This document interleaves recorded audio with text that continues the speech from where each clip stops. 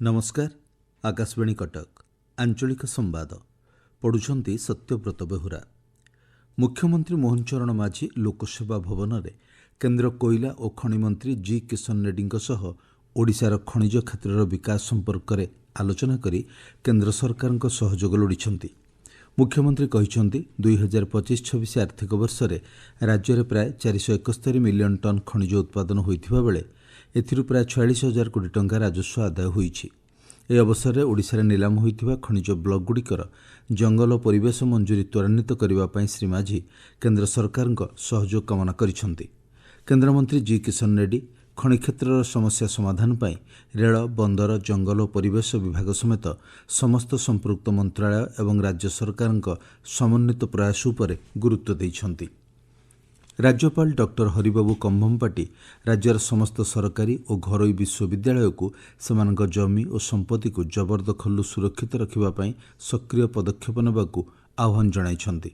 भुवनेश्वर लोकसेवा भवन में आयोजित कुलपति मानक 2 दिनिया सम्मेलन उद्यापनी समारोह में राज्यपाल विश्वविद्यालय जमीर सुरक्षा उच्च शिक्षार दीर्घकालीन विकास पई अत्यंत जरूरी बोली कहिछंती।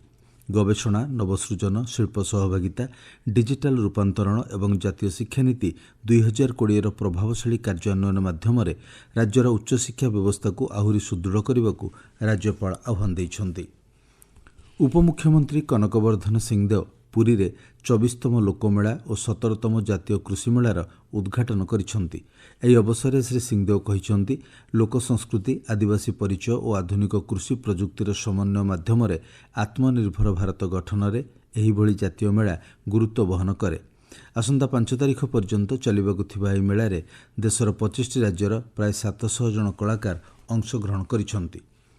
विश्व दुग्ध दिवस अवसर में कटक जिलार अरिलो स्थित ओमफेड डायरी रे आयोजित कार्यक्रम को मत्स्य और प्राणी संपद विकास मंत्री गोकुलानंद मल्लिक उद्घाटन करिछंती।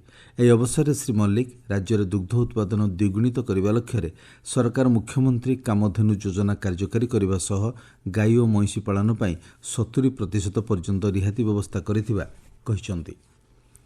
मुख्यमंत्री अध्यक्षतार आसंता काली राज्य कैबिनेटर बैठक अनुष्ठित हेबो। सन्ध्यार हेबाकु थिबा बैठक में विभिन्न विभागर गुरुत्वपूर्ण प्रस्ताव अनुमोदन हेबार संभावना थिबा आम संवाददाता जणाइछंती। निर्वाचन कमिशन को स्वतंत्र सघन संशोधन कार्यक्रम में बूथ स्तरीय अधिकारी और अन्य निर्वाचन कर्मचारी माने घर को घर बुली परिगणना कार्य जारी रखिछंती। गतकाली सुधा 25,23,974 जन भोटर को परिगणना फॉर्म बंटन करा जाइछि।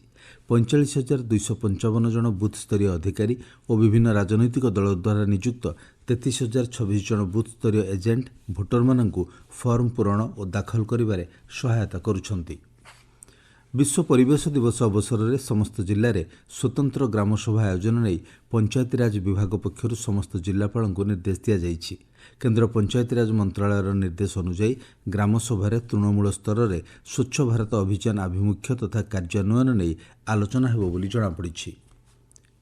नुआपड़ा जिले में रबी धान संग्रह पर 3टी नुआ धान संग्रह केन्द्र आरंभ होइछि। जिले में मोट 13टी धान संग्रह केन्द्र में एपर्यंत 394 जन चाषी 20,715 क्विंटाल अधिक धान क्रय करा जाइछि। मालकानगिरी जिलार खैरपुट ब्लॉक मुदुलीपड़ा स्थित पवित्र धार्मिक स्थल सीताकुंड में 103 बीएस बाटालियन पक्षर स्वच्छ भारत अभियान अधीन सफाई और सौंदर्यकरण कार्यक्रम आयोजित हो जाइछि। गंजाम जिलार छत्रपुर रे माँ रामायणम्मा ठाकुराणी यात्रा रे आयोजित छत्रपुर महोत्सव को वाणिज्य और परिवहन मंत्री विभूतिभूषण जेना उद्घाटन करिछंती। एही अवसर में पल्लीश्री मेला, जिला स्तरीय मत्स्य और प्राणी संपद मेला, कृषि जंत्रपाति मेला, खाद्य मेला और सुभद्रा शक्ति मेला आरंभ होइछि।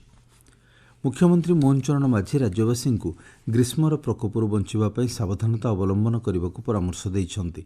श्री माझी सामाजिक गणमाध्यम उल्लेख करिछंती सामूहिक प्रयास और सचेतनता माध्यम समस्ते सुरक्षित रही परिबे। राज्य में कालबैशाखी जनित वर्षा प्रभाव में तापमात्रा ह्रास पाइथिले मध्य गुळुगुळी जारी रही। आसंता 24 घंटा मध्य बिजुली घड़घड़ी सह वर्षा हेबा नै 23टी जिला को सतर्क सूचना जारी करा जाइछि। अपरपक्षे गतकाली 5टी स्थानर तापमात्रा 40 डिग्री उपर रेकर्ड करा जाइथिला। खोर्धा जिले में सर्वोच्च तापमात्रा 41 डिग्री सेल्सियस रही। आंचलिक संवाद वर्तमान एतिकी। ପରବର୍ତ୍ତୀ ଆଞ୍ଚଳିକ ସମ୍ବାଦ ଶୁଣିପାରିବେ ଅପରାହ୍ନ 2ଟା 32 ମିନିଟ୍ରେ।